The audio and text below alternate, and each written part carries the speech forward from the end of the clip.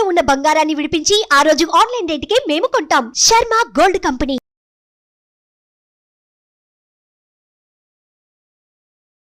నమస్తే, welcome to Suman TV. నేను మీ యామ్ని. ప్రస్తుతం మనతో ఉన్నారు ప్రముఖ ఆధ్యాత్మికవేత్త డాక్టర్ అనంతలక్ష్మి గారు ఉన్నారు.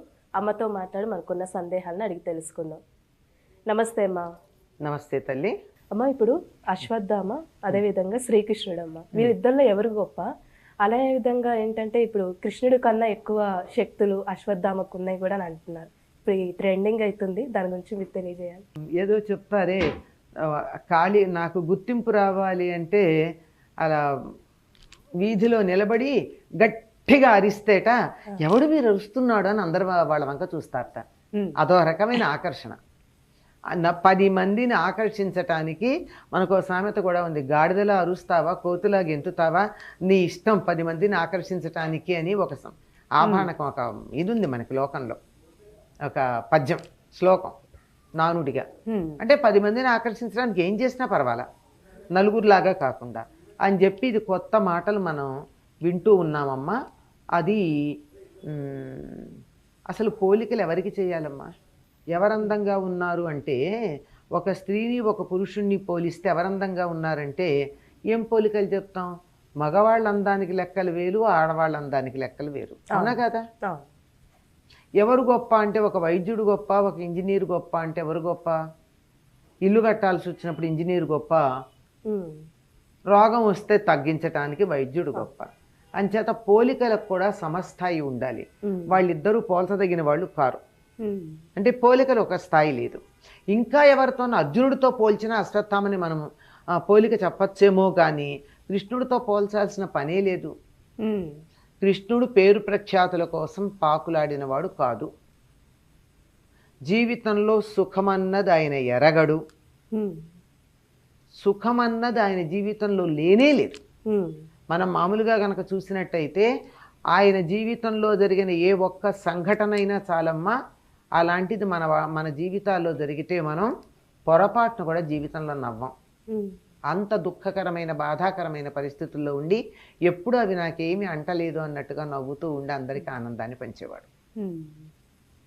ఆయన అన్ని రకాల విద్యల్ని 64 విద్యల్ని 64 రోజుల్లో సాందీపని మహర్షి దగ్గర నేర్చుకున్నాడు. అన్ని విద్యలు అంటే అన్నిటితో పాటుగా పరాక్రమానికి సంబంధించినటువంటి యుద్ధ విద్యలు కూడా ఆయన నేర్పరి. తక్కువేం లేదు, అన్నీ నేర్చుకున్నాడు. నాకు ఈ విద్య వచ్చు కదా అని ప్రదర్శిస్తారా? అందరూను అవసరమైనప్పుడు ప్రదర్శిస్తారు, అంతేగాని ఎక్కడ పడితే అక్కడ నాకు భుజబలం ఉంది, ఎవరు నాతో యుద్ధం చేస్తారు, నేను బాగా గదా యుద్ధం చేస్తే ఎవరు నాకు పోటీ వస్తారు అని చెప్పి అనేటటువంటి వాడు పేరు ప్రఖ్యాతుల కోసం తాపత్రయపడమే తప్ప విద్య మీద గౌరవం ఉన్నవాడు అంతే కాదు అని చెప్పచ్చు. అలాంటివి వాడు కృష్ణుడైతే, అశ్వత్థామ నిజంగా బాగా చదువుకున్నవాడు, పండితుడైనటువంటి వాడు, పరాక్రమవంతుడైనటువంటి వాడు, శౌర్యం కూడా కలిగినవాడు, అన్నీ ఉన్నాయి. కానీ అసూయ కూడా ఉంది. అందువల్లే తండ్రి అయినటువంటి ద్రోణుడు కొడుకు మీద పిచ్చి ప్రేమ. ఎంత ప్రేమ అంటే అశ్వత్థామ హతః అనంగానే కుంజరహ అనే తర్వాత మాట వినకుండానే అస్త్ర సన్యాసం చేశాడు, అంత పిచ్చి ప్రేమ.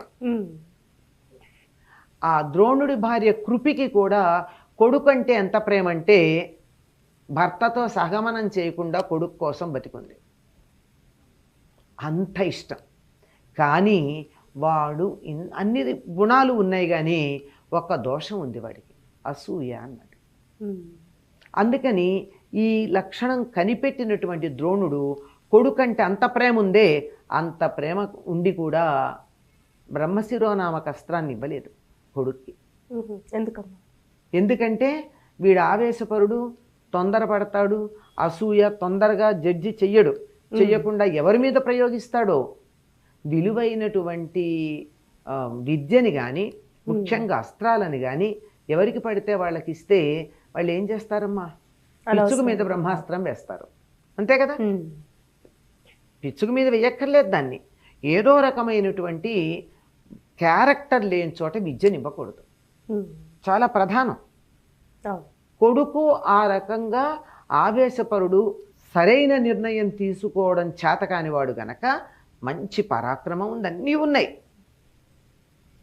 కొంచెం కుదురులేదు.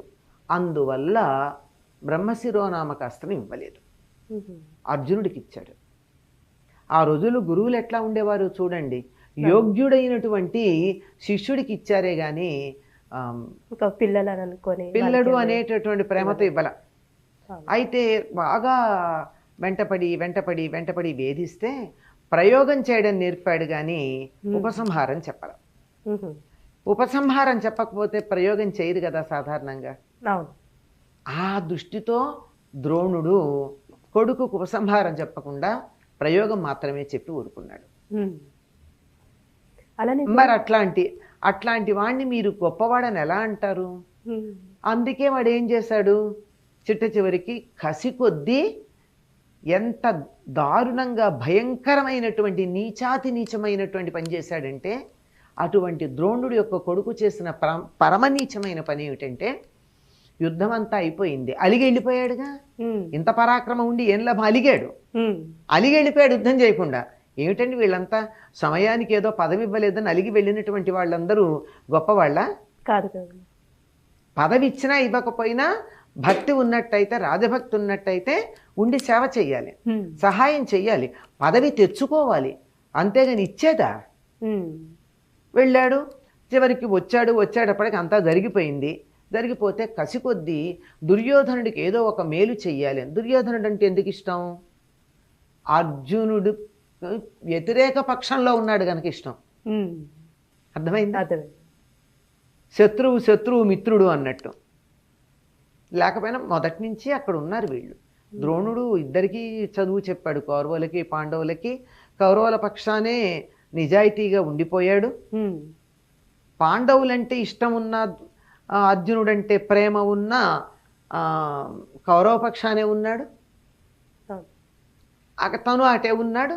వచ్చి దుర్యోధనుడికి ఏదో ఒక మేలు చేయాలని చెప్పి నిద్రపోతున్న చిన్నపిల్లలైన ద్రౌపది కొడుకులు ఉప పాండవులని సంహరించారు. దారుణమైన పని అమ్మా. అపాండవమగుగాక అని చెప్పి బ్రహ్మశిరోనామక అస్త్రాన్ని ప్రయోగించాడు. అంటే పాండురాజు యొక్క సంతతి ఎవరైతే ఉన్నారో వాళ్ళందరూ చనిపోవాలి అని. ఎంత దారుణమమ్మా. అప్పుడు ద్రౌపది అంటుంది, ఉద్రేకంబున రారు శస్త్రధరులై యుద్ధావిని లేరు, కించిద్రోహంబును నీకు చేయరు బలోత్సేకంబుతో, నిద్రాసక్తుల పిన్న పాపల చంపంగా నీ చేతులు ఎట్లాడాను అన్నాడు. నీకు చేతులు ఎట్లా వచ్చాయిరా? వాళ్ళు పిల్లలు, నీతో యుద్ధం చేశారా? ఎవరిని చంపాలి? నువ్వు ప్రతాపం కలిగిన వాడివైతే నీతో పాటు యుద్ధం చేసిన వాళ్ళని చంపాలి. ఉద్రేకంబున రారు, నీతో యుద్ధం చేయలేదు, యుద్ధావని లేరు, కనీసం యుద్ధభూమిలో కూడా లేరు. నిద్రాసక్తులు, నిద్రపోతూ ఉన్నారు. పిన్న పాపలు, పసివాళ్ళు, వాళ్ళు నిద్రపోతూ ఉండగా నువ్వు బ్రహ్మశిరోనామక అస్త్రం నీకు ఉంది కదా అని చెప్పి వేస్తావా? నువ్వు ఎంత పాపిష్టివాడివి అంటూ. పాపం ద్రౌపది ఏడుస్తూ ఉంటే ద్రౌపదిని ఓదార్చడం కోసం అశ్వత్థామని వెనక్కి తీసుకురావాలని చెప్పి చంపేస్తానని చెప్పి పెడతాడు. అర్జునుడు వీళ్ళెక్కు పెడతాడు, భీముడు పెడతాడు. లాక్కొస్తూ ఉంటే కృష్ణుడు అప్పుడు చతుర్భుజుడై భీముడిని ఆపేట చంపద్దని. అప్పుడు ద్రౌపది అంటుంది, అప్పుడు తిడుతుందన్నమాట ఈ మాటలన్నీ. పుత్రరూపంబుననున్న ద్రోణుడవు, మమ్మల్ని కొడుకుల్లాగా చూశారు పాండవుల్ని ద్రోణుడు. అట్లాంటి ద్రోణుడు కొడుకువి, నువ్వు కొడుకులాగా ఉన్నావు. మా గురువు నీ రూపంలో మా గురువు కనపడుతున్నాడు గనక నిన్ను చంపకుండా వదిలేస్తున్నాం పొమ్మంటుంది. వాడు ఎందుకు పారిపోయాడంటే శిశుహంత కావున అంటాడు. చిన్నపిల్లల్ని చంపినటువంటి వాడు గనక సిగ్గుపడి పారిపోయేటవాడు. అంత పరాక్రమవంతుడు అయ్యుంటే బ్రహ్మశిరోనామక అస్త్రం వేసిన తర్వాత ఇక్కడే ఉండొచ్చుగా. ఉండకుండా ఎందుకు పారిపోయాడు? చేసింది తప్పని తెలుసు. ఈ ఉప పాండవులు ఇలా చనిపోవడమే కాక ఉత్తర గర్భంలో ఉన్నటువంటి గర్భస్థ శిశువుని కూడా ఈ బ్రహ్మశిరోనామక అస్త్రం బాధించడం మొదలుపెట్టింది. పాండవ సంతతే కదా అది. అప్పుడు పాపం ఉత్తర గర్భంలో ఉన్నటువంటి శిశువు ఏడిచేట. మా అమ్మ ఎప్పుడు ఎవరో విష్ణువు అన్నవాడు అని అంటూ ఉంటుంది. ఎవడు ఆ విష్ణువు? ఆ విష్ణువు వచ్చి నన్ను కాపాడకూడదా అనుకున్నట్ట గర్భస్థ శిశువు. అందుకని విష్ణువు చతుర్భుజుడే లోపల ప్రవేశించి అతడికి ప్రాణం ఉండేట్టుగా చేశాడు. అంటే ఇప్పుడు అశ్వత్థాముడమ్మ ఇంకా బతికే ఉన్నారు, చిరంజీవుడు అని అంటారు. ఇంతకు ముందు చిరంజీవిగా బతికుంటాడనేటప్పుడు అటువంటి వరం ఉంది. ఆ వరం ఉన్న తర్వాత వీడి పనులు చేశాడు కదా. వీడివన్నీ చేయడానికి కారణం ఏమిటంటే ఇంత పొగరు ఉండడానికి వాడి తల మీద ఒక మణి ఉంటుంది. ఆ మణిని తీసేయి, వాడి పొగరు అణుగుతుంది అని చెప్తారు వాడిని చంపకుండా. ఆ పొగరు అణిగిన తర్వాత ఈ చేసినటువంటి పనుల వల్ల, చేసిన మామూలు పని కాదు కదా, యుద్ధంలో ఉన్న వాళ్ళని చంపుతారా, పసి వాళ్ళని చంపుతారా? యుద్ధం అంతకాలం ఏదో వంక పెట్టి పారిపోయావా, తర్వాత చంపి కూడా పారిపోయావా? నువ్వు పరాక్రమవంతుడైతే పారిపోవుగా.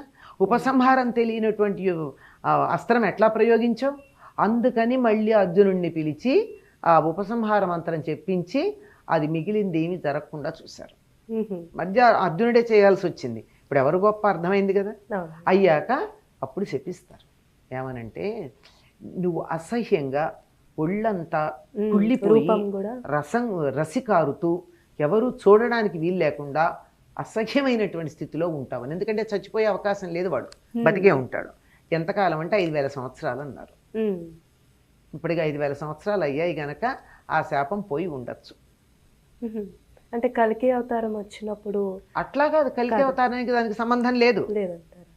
కల్కి అవతారం ఎప్పుడు రావాలమ్మా, ఎప్పుడు వస్తుంది? 4,32,000 సంవత్సరాల తర్వాత వస్తుంది. కలియుగం ప్రారంభమే 5,000 సంవత్సరాలే కదా అయింది. అప్పుడే అక్కడ 4 లక్షలు, అక్కడ 5,000 అక్కడ సమయం ఉంది. అందులో మళ్ళీ అంతర్భేదాలు కూడా ఉన్నాయి కదా.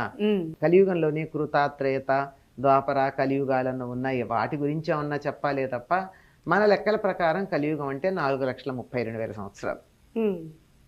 అది అప్పటికి కాదు, చెప్పింది ఏమిటంటే 5,000 సంవత్సరాలు ఆ రకంగా ఉంటావన్నారు. చేత ఈ 5,000 సంవత్సరాలకి రూపం అనేది ఆయనకి మరి ఆ శరీరంలో మాంసం కండలు బయటకు పడుతూ దాని నుంచి రసి కారుతూ దుర్వాసన కొడుతూ ఉంటాం. ఎందుకంటే వీడు చేసిన చెడ్డ పని గనక ఆ దుర్వాసన వాడిలోంచి అంత వెళ్ళిపోతే వాడు స్వచ్ఛమవుతాడు. అలాగూ ఉండాలి. అశ్వత్థామ బలిర్వ్యాసో చెప్తారు కదా, వీళ్ళందరూ ఉంటారు అని చెప్పి చిరంజీవులు అని చెప్పినటువంటి వాళ్ళు అశ్వత్థామ, బలి, వ్యాసుడు వీళ్ళందరి పేర్లు ఉన్నాయి కదా. ఆంజనేయ స్వామి కూడా చిరంజీవి. ఈ వీటిల్లో రారు ఆయన, ఈ 7గురిలో రారు. మార్కండేయుడు ఉండడు, ఆంజనేయ స్వామి ఉండడు. కాక ఉన్నటువంటి చిరంజీవులు వీళ్ళు, వాళ్ళు ప్రత్యేకం అదనమాట. చేత ఉన్నాడు. దీన్ని బట్టి మీరు అర్థం చేసుకోండి, అసలు కృష్ణుడితో సంబంధం ఏమిటి? కాకపోతే అశ్వత్థామకి కృష్ణుడి మీద కోపం ఉంది, అది మాత్రం నిజం. ఎందుకుంది అంటే, కృష్ణుడు శపించినందువల్ల తనకి ఈ శరీరం వచ్చింది అని, కృష్ణుడు అర్జునుడి పక్షాన ఉండి దుర్యోధనుడికి వ్యతిరేకంగా ఉన్నాడని, అసలు చేతనై కూడా యుద్ధాన్ని ఆపలేదని, అసలు కోపం అర్జునుడి మీదే. కర్ణుడికున్నా అశ్వత్థామకున్నా అసూయ ఎవరి గురించి అంటే అర్జునుడి గురించి. చాలా చక్కగా తెలియజేస్తారమ్మా, ధన్యవాదాలు. సుమన్ టీవీలో మీ పర్సనల్ అండ్ బిజినెస్ ప్రమోషన్స్ కోసం కింది నెంబర్కి కాంటాక్ట్ చేయండి.